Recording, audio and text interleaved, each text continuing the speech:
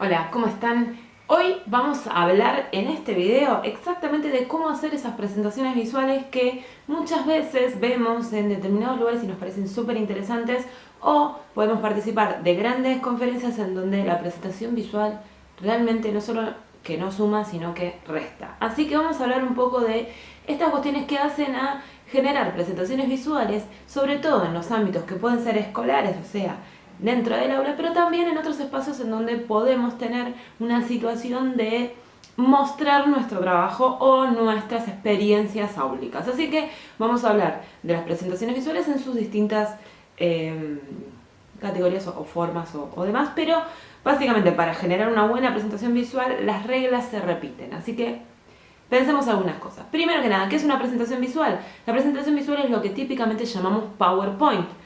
Nosotros por supuesto que lo vamos a decir desde otro lugar. ¿Por qué? Porque hay un montón de software, un montón de páginas también que nos permiten hacer presentaciones visuales mucho mejor quizás que PowerPoint, o iguales o distintas en realidad, y que podemos utilizarlas. Entonces, ¿por qué decirle un PowerPoint si en realidad de lo que se trata, que de lo que estamos haciendo, lo que estamos generando es una presentación visual? ¿Por qué es una presentación visual? Porque va a apoyar nuestra tarea de contar algo, ¿sí? Entonces, ¿qué quiere decir esto? Si acompaña y además es visual, existirá como elemento principal algunos elementos visuales, gráficos, espacios llamativos que acompañan lo que yo voy contando, ¿sí? Entonces, pensémoslo desde ese lugar. Bien, ¿cómo vamos a empezar a hacer una presentación visual? ¿Cuál es la forma en la que empezamos a hacer una presentación visual? Muchas veces nos pasa que, o por lo menos cuando yo pregunto esto en clases o en cursos, en capacitaciones, es, bueno, ¿dónde empiezan a generar sus presentaciones visuales? Lo que suelen decirme es frente a la computadora. Error. Frente a la computadora, no.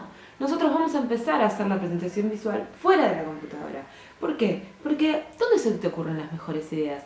Probablemente no van a ser frente a la computadora, porque cuando uno está frente a esa computadora con la presión de hacer algo, lo que hace es ir a las mismas ideas y a las mismas soluciones que venía planteando. O sea, terminamos haciendo la misma presentación visual que veníamos haciendo para todos, solo que le cambiamos el texto.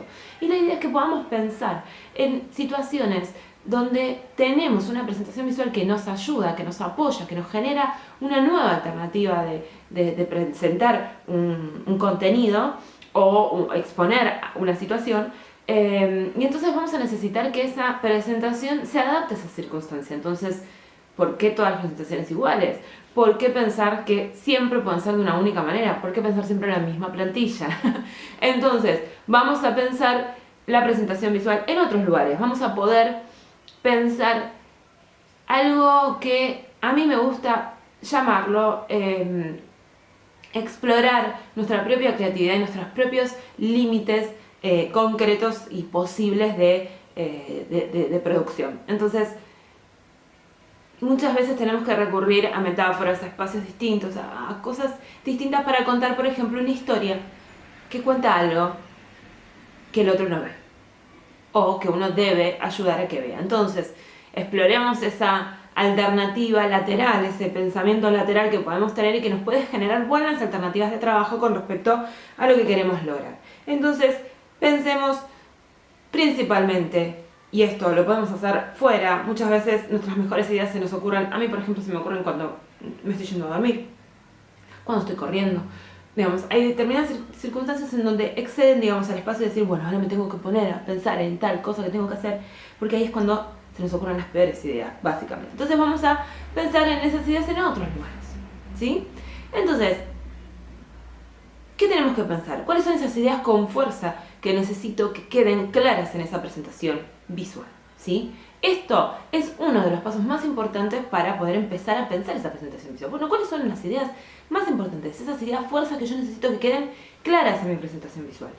Eso va a ser lo que nos regule el trabajo de aquí en adelante a partir de eso. Por supuesto le vamos a sumar un espacio creativo, vamos a pensar creativamente cómo vamos a hacer que esas ideas fuerzas se concreten, y vamos a generar con ella todo un proceso de escritura, de ir pensando, bueno, cómo voy a ir desarrollando ese trabajo.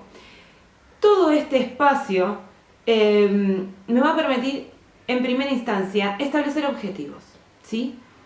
O sea, yo lo primero que tengo que pensar es esas ideas fuerzas, esas cosas que yo necesito que queden claras, pero finalmente con esas ideas fuerzas, ¿cuáles son mis objetivos de trabajo con esta presentación? O sea, ¿de qué manera necesito? O sea, ¿qué exactamente necesito que estas ideas fuerzas generen en el otro? ¿Sí? Entonces, esos objetivos van a ser importantes y van a ser un buen primer paso para pensar esa presentación visual.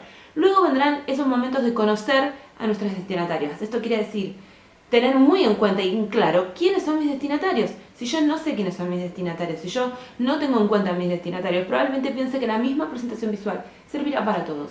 Y no siempre es así. No siempre es posible de que la misma presentación visual sirva para todos, incluso cuando son grupos parecidos.